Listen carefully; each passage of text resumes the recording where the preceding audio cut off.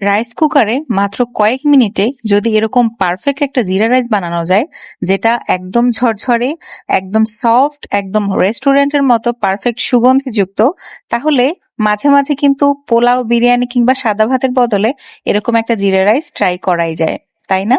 চলুন রান্না শুরু করি। প্রথমেই আমরা এখানে নিয়ে নেব ১ কাপ চাল। আমি আজকে ১ কাপ চালের বিরিয়ানি পারফেক্ট একটা জিরা রাইস বানিয়ে আপনাদের দেখাচ্ছি। এই যে রাইস কুকারের মধ্যে যে কাপগুলো থাকে সেই কাপের ১ কাপ চাল নিয়েছি। আমি এখানে বাসমতি চাল নিয়েছি। এই যে দেখুন ভালো করে কিন্তু এই চালটাকে কষলে কষলে ধুতে হবে, কারণ এই চালে কিন্তু প্রচন্ড পরিমাণে এই যে দেখুন একদম কালো কালো ময়লা বের হচ্ছে। এটাকে ধুয়ে ধুয়ে আমরা হচ্ছে একদম সাদা পানি যতক্ষণ বের না হবে ততক্ষণ পর্যন্ত আমরা পানি পাল্টে পাল্টে এটাকে ধুয়ে নেব। এই যে দেখুন একদম ঝকঝকে সাদা পানি। এরকম এই পানিটা যখন বের হবে তারপরে এই যে চালটাকে আমরা মিনিমাম ৩০ মিনিটের মতো এটাকে ভিজিয়ে রাখবো। এটা কিন্তু অবশ্যই দরকার। চালটা ভিজিয়ে রাখলে এটা একদম ঝরঝরে আর একদম পারফেক্ট হয়। এজন্য অবশ্যই আপনারা মিনিমাম ৩০ মিনিট এটাকে ভিজিয়ে রাখবেন রান্নার আগে।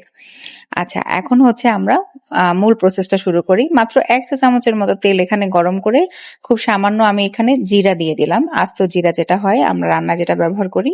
তার মধ্যে দিয়ে দিলাম হচ্ছে এটা কাঁচামরিচ। বিভিন্নভাবেই কিন্তু এটা রান্না করা যায়। এই পর্যায়ে গরম মসলাও এড করা যায়। আমার কাছে যেটা সবচেয়ে সহজ আর একটু ডিফারেন্ট মনে হয়, আমি হচ্ছে সেই রেসিপিটাই আপনাদের সাথে আজকে শেয়ার করছি। জিরাটা হচ্ছে একটু ভেজে নেব আমরা। এখানে আমি 1/4 কাপ মানে 1/4 চা চামচের চেয়েও কম কিন্তু জিরা, মানে ১ চিমটির মতো জিরা ব্যবহার করেছি। আচ্ছা, এখন হচ্ছে যখন ভাজার সময় একটু সুন্দর একটা সুঘ্রাণ বের হবে, তারপর সেই পর্যায়ে আমরা এড করে দেব এই যে চালটা। চালটা দেখুন ভেজানোর পরে আমরা পানি ঝরিয়ে কিন্তু এখানে এড করেছি। এটা কিন্তু ভিজিয়ে রাখলে অনেকটাই ফুলে উঠবে। একদম মানে ঝরঝরে একটা পারফেক্ট রাইস আপনারা হচ্ছে রাইস কুকারে কিভাবে খুব সহজেই বানাবেন, আমি কিন্তু সেটাই আপনাদের সাথে মানে প্রত্যেকটা টিপস এন্ড ট্রিক্স সহ শেয়ার করছি। রাইসটাকে হচ্ছে আমরা একটু জাস্ট মিক্স করে নিলাম তেলের মধ্যে। তার মধ্যে এখন দিয়ে দিলাম হচ্ছে স্বাদ মতো লবণ আর সামান্য একটু আদা রসুন বাটা। লবণ দিয়েছি আমি এখানে 1/4 চা চামচের মতো, আর আদা রসুন বাটাও দিব 1/4 চা চামচ, শুধু একটু ফ্লেভারের জন্য। আপনারা কিন্তু চাইলে এখানে এলাচ, দারুচিনি, তেজপাতা এগুলো ব্যবহার করতে পারেন। তবে আমার কাছে মনে হয় কি তখন এটা কেমন যেন পোলাও পোলাও একটা ঘ্রাণ চলে আসে, যেটা আমি চাচ্ছি না। আমি হচ্ছে জিরার একটা ফ্লেভার থাকবে আর খেতে একটু অন্যরকম লাগবে। তো এরকমই একটা রাইস চাচ্ছিলাম। আপনারা চাইলে কিন্তু গরম মসলাটাও এড করতে পারেন। আচ্ছা, এখন হচ্ছে এটাকে ভালো করে পোলাওয়ের মতো আমরা চালটাকে একটু ভেজে নেব। দেখুন ভাজতে ভাজতে চালগুলো কিন্তু একদম সাদা হয়ে যাবে আর একটা শনশন আওয়াজ আসতে থাকবে। এই পর্যায়ে মানে যখন এরকম ভাজতে ভাজতে কালারটা চেঞ্জ হবে, সাদা হবে, আর আপনারা বুঝতেই পারবেন যে চালটা ভাজা হয়ে গেছে, সেই পর্যায়ে হচ্ছে আমরা পানি এড করব। আমি ১ কাপ চালের জন্য এখানে ২.৫ কাপ পানি ব্যবহার করেছি। হ্যাঁ, ঠিকই শুনেছেন, ২.৫ কাপ।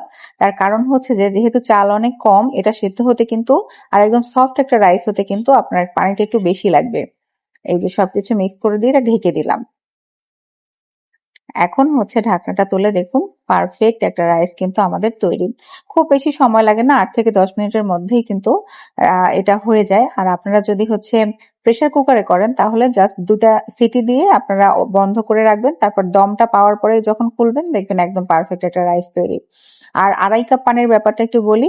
১ কাপ চাল যখন দিবেন তখন ২.৫ কাপ পানি দিবেন। কিন্তু ২ কাপ, ৩ কাপ এরকম মানে ১ কেজি পরিমাণ চাল পর্যন্ত আপনারা দ্বিগুণ পানি ব্যবহার করবেন। আর ১ কেজির উপরে যদি চাল আপনারা ব্যবহার করেন রান্না করার জন্য তাহলে সেক্ষেত্রে ১.৫ গুণ পানি ব্যবহার করবেন। এটা হচ্ছে পানির মেজারমেন্ট। আমি ১ কাপ চাল দিয়ে করেছি সেজন্য কিন্তু ২.৫ কাপ এখানে পানি ব্যবহার করেছি। নেড়েচেড়ে সব মিক্স করে একদম নামানোর আগে একটু ধনিয়া পাতা ছড়িয়ে দিবেন উপর থেকে। এটা দেখতে যেমন সুন্দর হয় আর এর ধনিয়া পাতার কিন্তু খুব সুন্দর রিফ্রেশিং একটা ফ্লেভার থাকে, যেটা রাইসের মধ্যে মিক্স হয়ে গিয়ে খেতে ভীষণ ভালো লাগে। এটা কিন্তু আপনারা যেকোনো কিছুর সাথে একদম মানে চোখ বন্ধ করে পরিবেশন করতে পারেন। চিকেন কারি হোক, সেটা কোনো হচ্ছে গ্রেভি টাইপের আইটেম হোক, কিংবা মাছ ভুনা, এমনকি ভর্তার সাথেও দারুণ লাগে কিন্তু খেতে।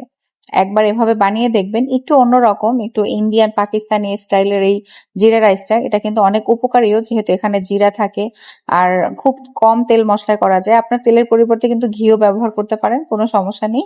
আর সেটার স্মেলটা মানে ফ্লেভারটাও সুন্দর হয়, স্মেলটাও অনেক ভালো আসে। এই যে আমি পরিবেশন করে দিলাম একদম ঝটপট মাত্র কয়েক মিনিটেই রাইস কুকারে কিভাবে হচ্ছে পারফেক্ট একটা জিরা রাইস বানালাম। খেতে কিন্তু দুর্দান্ত হয়। আপনারা অবশ্যই বাসায় একটু ট্রাই করবেন। ট্রাই করে কেমন লাগলো আমাকে জানাবেন। আর রেসিপিটা ভালো লাগলে অবশ্যই আমাদের লাইক, কমেন্ট এবং সাবস্ক্রাইব করে দিবেন। আজকে এই পর্যন্তই। আল্লাহ হাফেজ।